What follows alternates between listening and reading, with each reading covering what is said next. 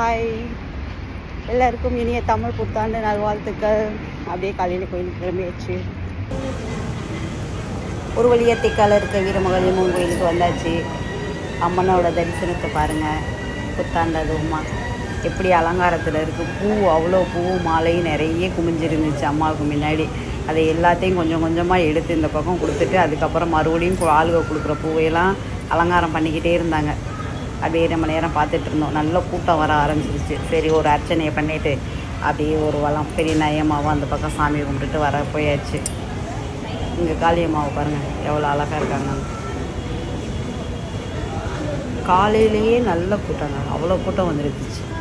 அதுவும் நான் சாமி தரிசனம்லாம் முடிச்சுட்டு உள்ளேருந்து வெளியாகிறதுக்கு முன்னாடி பார்த்தோம்னா நிறைய க்யூ வந்துருச்சு.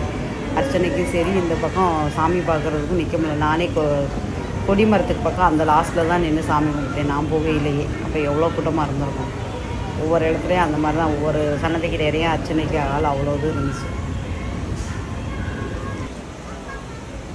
அப்படியே வந்துட்டு உள்ள பெரிய நாயம்மாவுக்கு அர்ச்சனைக்கு வாங்கியிருந்தேன். அதுக்காக வெயிட் பண்ணிக்கிட்டு சாமி கும்பிட்டுட்டு இருந்தேன். இங்கே பாருங்கள், அவங்க கீழே எப்படி இருக்காங்க.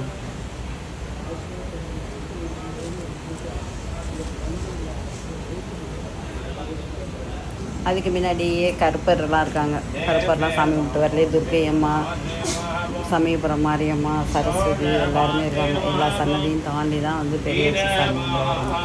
அதுக்கு முன்னாடி அர்ச்சனை இங்கே நடந்துக்கிட்டு இருந்ததுனால தீபாராதனை பார்த்துட்டு அப்படியே கோயிலை சுற்றி வந்தாச்சு. இந்த பக்கம் வந்துட்டு வந்தோம்னா நமக்கு சிவன் சாமியை பார்க்கலாம். சிவன் எவ்வளோ அலங்காரத்தில் இருக்காரு பாருங்க. சூப்பராக இருப்பார் சிவன்.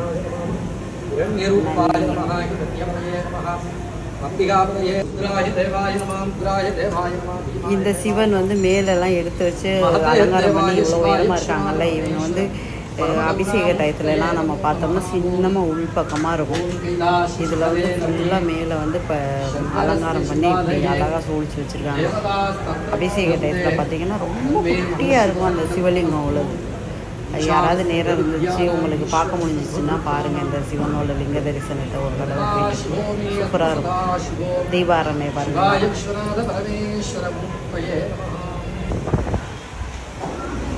அப்படியே சுற்றி வந்துட்டு கொடிமரத்துக்கு நேர வந்து ஒரு அம்மன் தூணி வச்சுருக்காங்க. அப்படியே தத்ரூபமாக எப்படி இருக்காங்கன்னு.